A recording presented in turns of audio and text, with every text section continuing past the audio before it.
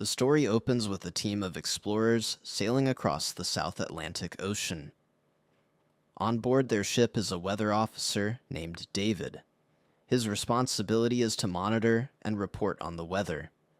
Their destination is a remote island in the middle of the ocean. The government has sent David there to study weather changes on that island. He's supposed to remain there for an entire year, and then return after gathering all the necessary data. To survive, David is supplied with enough food and equipment to last 12 months. After many days at sea, they finally reach the island. They use a small boat to go ashore. The island is completely deserted. No people, no animals, not even birds. There's only a lighthouse and a small house standing there. That house is where David is meant to live. Before him, another weather officer named Robert had been stationed on the island, but his term had ended. He had spent a year alone there, collecting weather information. Now it's David's turn to take over, while Robert is supposed to leave with the ship. But when the crew steps into the house, they're stunned. There's no sign of Robert anywhere. His belongings are scattered all over the room. The captain and David assume he might be at the lighthouse, so they head there without delay. What they find is strange. The lighthouse is surrounded by sharp wooden stakes, as if someone had deliberately barricaded it to keep others out. They pound on the lighthouse door several times, but no one answers. Eventually, they force the door open and go inside. There they meet a man who calls himself Gruner. When they ask about Robert, the previous weather officer, Gruner tells them Robert is dead. He went into the sea one day and never returned. Hearing this, both David and the captain are shocked. The captain tells David he still has the choice to sail back with them if he wants, but David declines. He believes that if he can send the government accurate weather reports from this island, he'll earn a lot of money. Before leaving, the captain hands David a gun for protection and warns him, "This place doesn't feel safe. Be careful." Then the captain and his crew depart, promising to return after 1 year. Once they're gone, David cleans up the house and makes it livable. That night, he finds a diary in a drawer. It belonged to Robert, the previous weather officer. In it, Robert had written many things about the island. Some entries talk about a strange creature, but the writing is incomplete and hard to follow. There are also drawings of bizarre animals. David can't understand why Robert drew such things. Maybe he was lonely and did it just to kill time. On one page, there's a photograph of Robert's wife. After reading for a long while, David becomes tired and slowly drifts off to sleep. The next morning, he begins gathering weather data, but when he walks down to the shoreline, he stops. He sees some stones arranged in a peculiar pattern, with seashells placed neatly between them. Looking at this design, David assumes Gruner must have made it. Then he returns to his work. Later, while working, David looks through his telescope toward the lighthouse. To his surprise, he sees another figure standing next to Gruner, but in the blink of an eye, that figure is gone. David looks again, then convinces himself it was just his imagination. That night, while David is busy working, he suddenly hears knocking at the door. He assumes it's Gruner. David calls out his name, but no one responds. As he walks closer to the door with a lamp in his hand, he hears a bizarre sound. It doesn't sound human at all. Then he sees a hand slide under the door, a twisted, inhuman hand, trying to reach inside. It's clearly not human. David is horrified. He immediately runs to the basement and hides there. Soon, the strange creature enters the house. It moves quietly, searching for him. David peeks at it through a small gap in the basement wall, but when he shifts slightly, the creature notices him. It lunges toward the crack, trying to grab him. To protect himself, David grabs a knife and stabs the creature in the eye. It lets out a piercing scream and bolts out of the house, but David knows it could come back at any time. Now he's certain Robert's diary entries about the creature were true. Terrified, David can't sleep for the rest of the night. At daybreak, when he steps outside, he spots strange tracks in the sand.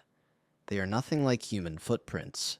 The trail leads straight back into the sea.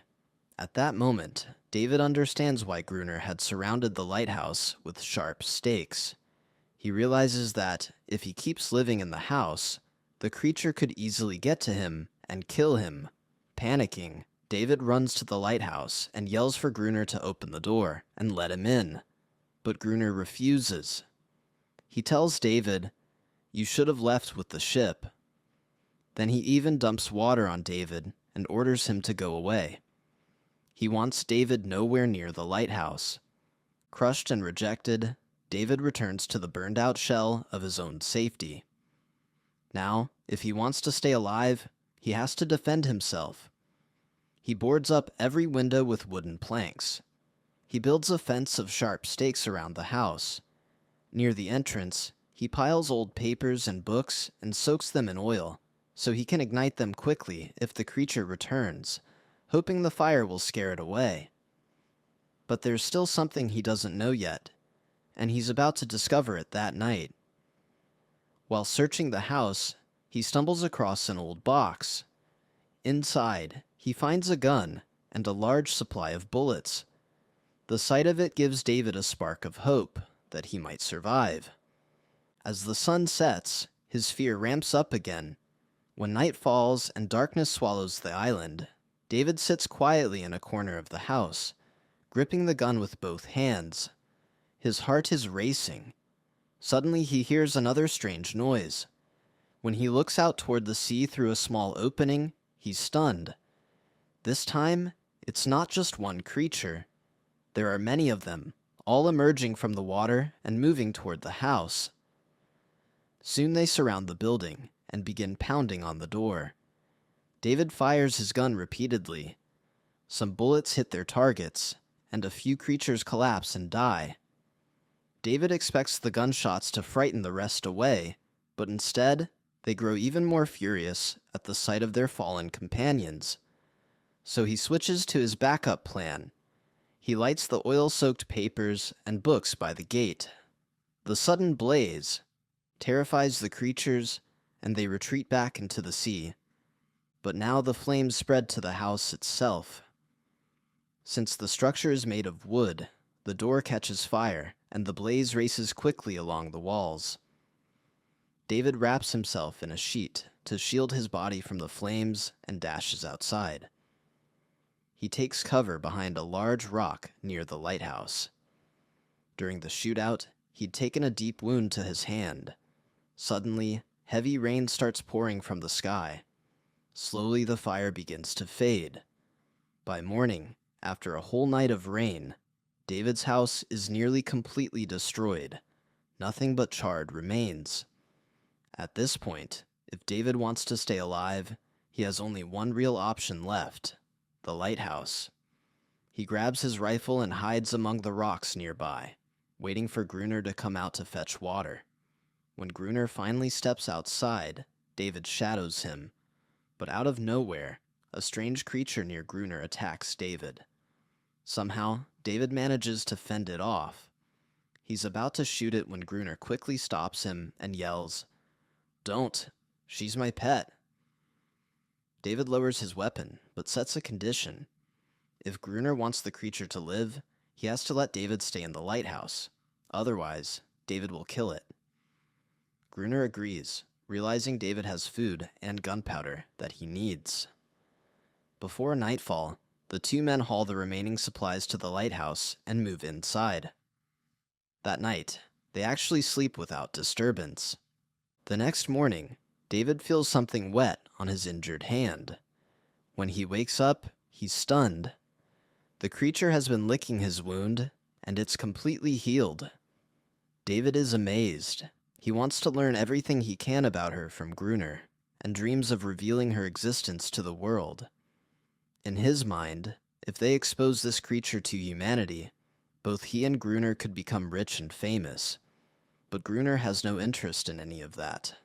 He doesn't want to leave the island at all. He has no family, no ties left anywhere else. For him, this island is perfect. Here, he feels like a king, free to do whatever he wants. That's why he has carved into rocks all over the island. Gruner is the king here. David can't understand how such a powerful being means so little to Gruner. Then Gruner explains. Years ago, he saved her life. She had been caught in his fishing net when she was small. From that day on, she stayed with him and did whatever he said.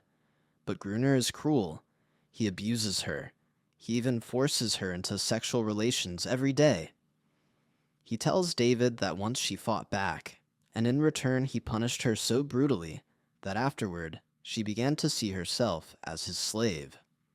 Then Gruner reveals why the other creatures come out of the ocean every night. They are trying to rescue their captured mate and take her home, but Gruner never lets her go. They can't attack during the day because the sun burns their skin. After hearing all this, David no longer wants to stay on the island. He wants to escape as soon as he can. That evening, Gruner tells him to get the gun ready, because the creatures might attack at any moment. Gruner also prepares to switch on the lighthouse light. Soon, a huge wave of creatures rises from the sea and starts moving toward the lighthouse. Gruner fires at them without stopping, but David is terrified. He runs inside instead of helping and curls up in a corner. After a while, he faints. Gruner's forced to fight them alone through the entire night. At sunrise, Gruner throws water on David's face to wake him up, furious. He tells David, "If you want to stay alive, you'll have to fight and kill these things. If you don't, I'll throw you out. You'll also do what I say. Bring water every day, handle the lighthouse work, and stand guard with me at night." David has no other options, so he's forced to obey. He begins following Gruner's every command. But there's one thing he can't stand. Gruner continues to torment the female creature in cruel ways every day. One night, when it's time to stand watch again, the creatures emerge from the waves. This time, David isn't paralyzed by fear. He grabs his gun and starts shooting at them. But Gruner doesn't join the fight.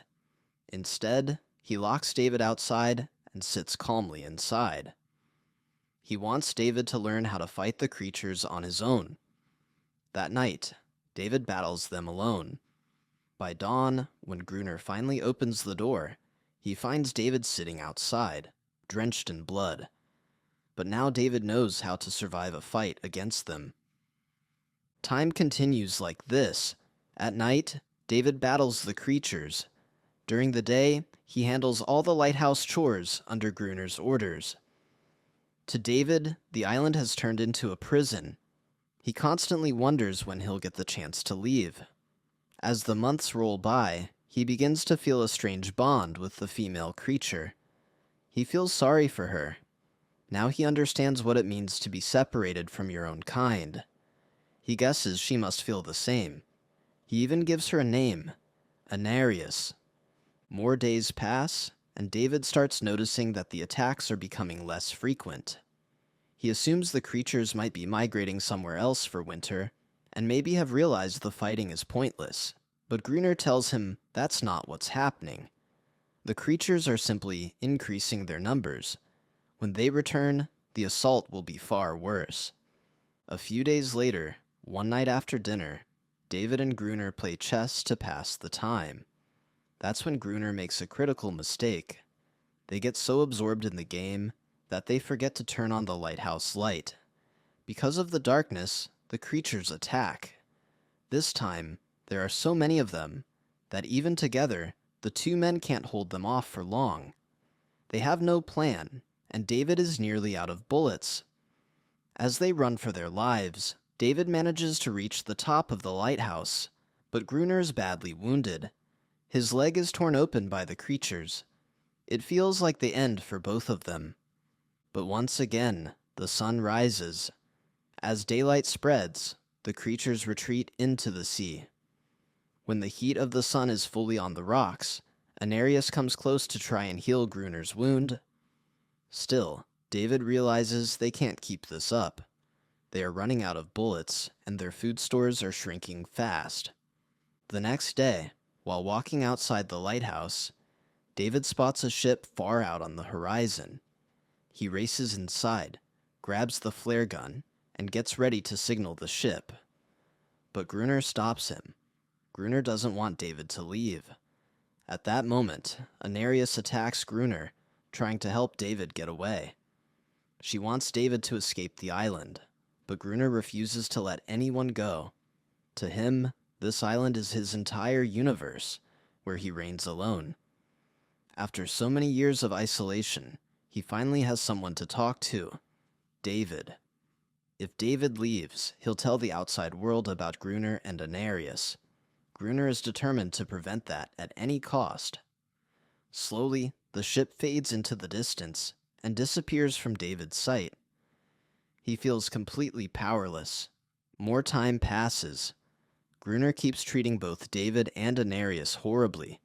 He beats Anarius especially hard, and David grows to hate him for it.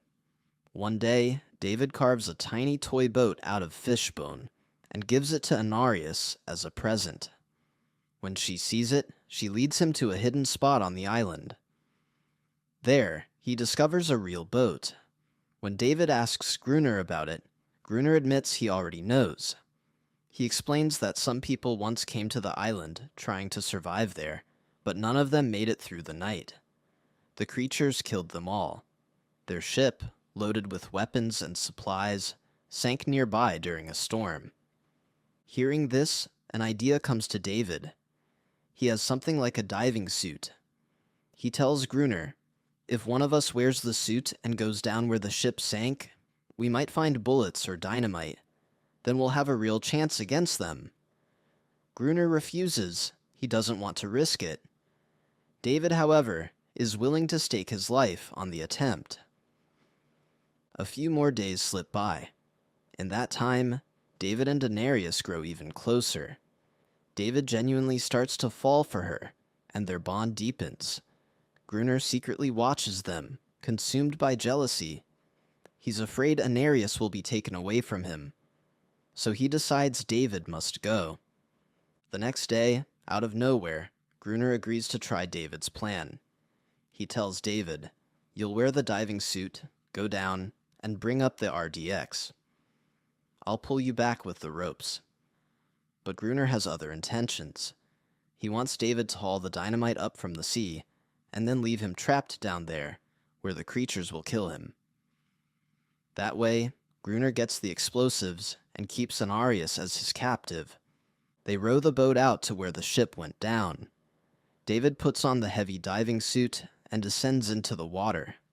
Looking around, he sees the shipwreck shattered across the seafloor.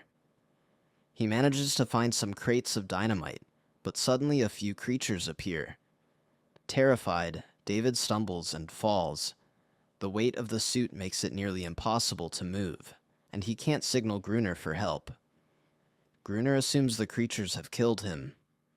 In reality, they're just two young children of the same species. Somehow, David manages to wriggle out of the suit and escape.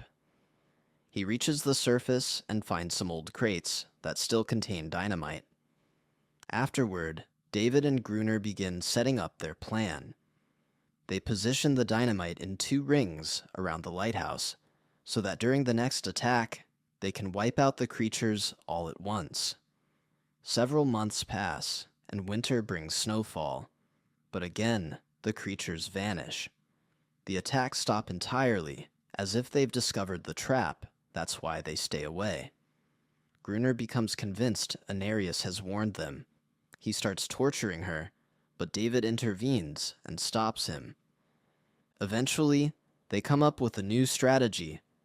They decide to leave the lighthouse's main door wide open. Their hope is that, when the creatures rush inside to rescue Anarius, they'll blow them all up with the dynamite David cleverly instructs Anarius to scream from the top of the lighthouse. Hearing her cries, the creatures become furious. When they see the open gate, they believe it's their chance to free her, not realizing it's a setup. Soon, the creatures emerge from the sea and charge straight toward the entrance. One of them attacks David, but he fights back bravely and survives. When the creatures swarm the lighthouse, Gruner pulls the dynamite lever, but nothing happens. The explosion fails. Earlier, David had disconnected the wiring, and Gruner forgot to reconnect it. David races upstairs and starts fixing the wires. By then, the creatures are already climbing the lighthouse walls. Gruner battles them alone to slow them down. As soon as David restores the connection, he detonates the first ring of dynamite. The blast kills many creatures, but a large number still survive. So Gruner detonates the second ring. The massive explosion knocks both David and Gruner unconscious. The next morning, when they come to, Anarius is gone. Dead and wounded creatures lie everywhere, scattered from the blast. Gruner goes around finishing off the injured ones. Then David notices a necklace around the neck of one of the dying creatures. Seeing its pain, he feels a sudden wave of pity. He realizes he's been wrong. These beings he always thought of as monsters are living creatures, just like humans. The only real difference is that they can't speak. But Gruner isn't moved by this realization at all. After that day, the creatures never attack again. Still, every night, David can hear sobbing coming from the shoreline. He realizes how much devastation he's helped cause, how many families were shattered, how many children lost their parents, all because of fear and misunderstanding. The following day, he sees a few small creature children in the water. They're the ones who lost their families in the explosions. David arranges a ring of stones and places the tiny toy boat in the center, hoping Anarius will see it and return. He waits for hours, but she never comes. The next morning, when David wakes, he notices Gruner sleeping. Beside him are a few old personal items. Among them is a photograph. David picks it up and is stunned. The woman in the picture is the same one he saw in Robert's diary on his first day. The same wife. And there she is, standing next to Gruner. That's when David understands the truth. The weather officer Robert, who supposedly died a year before, never actually died. He changed his name and became Gruner. He reinvented himself so he'd never have to leave the island. After discovering this, David loses any remaining hope of ever going home. That evening, when he goes down to the shore, he notices the small toy boat is gone from the circle of stones. Instead, he sees a little creature child holding it. David tosses the burning stick he's carrying into the center of the circle, a sign that he doesn't want to fight anymore. He wants peace and friendship.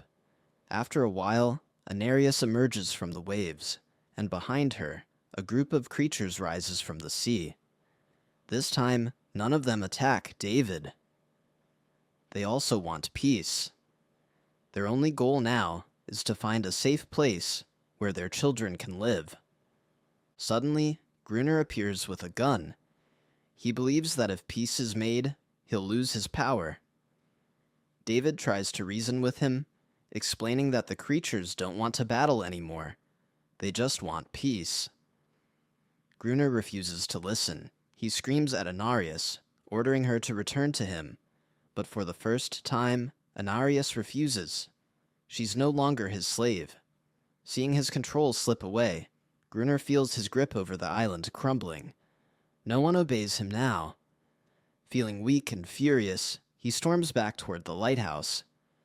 David hopes Gruner has finally realized that every living being longs for freedom, that no one wants to live as a prisoner, but Gruner has no intention of surrendering his throne.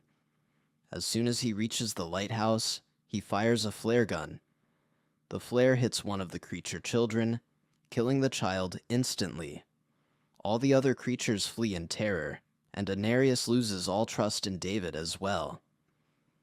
Enraged, David rushes to the lighthouse to confront Gruner. He shouts, "Why did you do that? They only wanted peace." He attacks Gruner, but Gruner has slipped completely into madness. He grabs an iron rod and raises it, ready to kill David.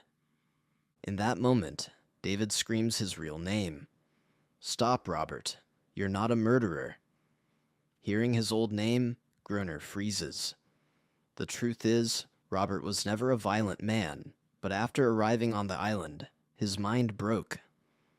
Loneliness, the loss of his wife, and crushing grief twisted him into something else. At his core, he wasn't a killer. He once had a good heart. Finally, Gruner understands that the creatures never wanted a war. They only wanted to live in peace. He had slaughtered them just to feel powerful. Now he sees the enormity of his mistake, so he gives himself up to the creatures, walking into the sea where they tear him apart within moments. David locks himself inside the lighthouse. Time moves on. After 1 year, a government officer arrives on the island with a new weather officer. The newcomer is supposed to take over monitoring the island's weather. When the captain asks David about the previous officer, David gives the same answer Gruner once did. He went into the sea and never came back. The new officer assumes David is actually Gruner. David doesn't correct him. He quietly walks out to the balcony and stands there in silence. Like Gruner before him, he no longer wants to leave the island. Meanwhile, Anarius lives peacefully with her family. They no longer fear a man like Gruner. They're finally free to live on the island and in the sea as they choose. And with that, the story comes to an end.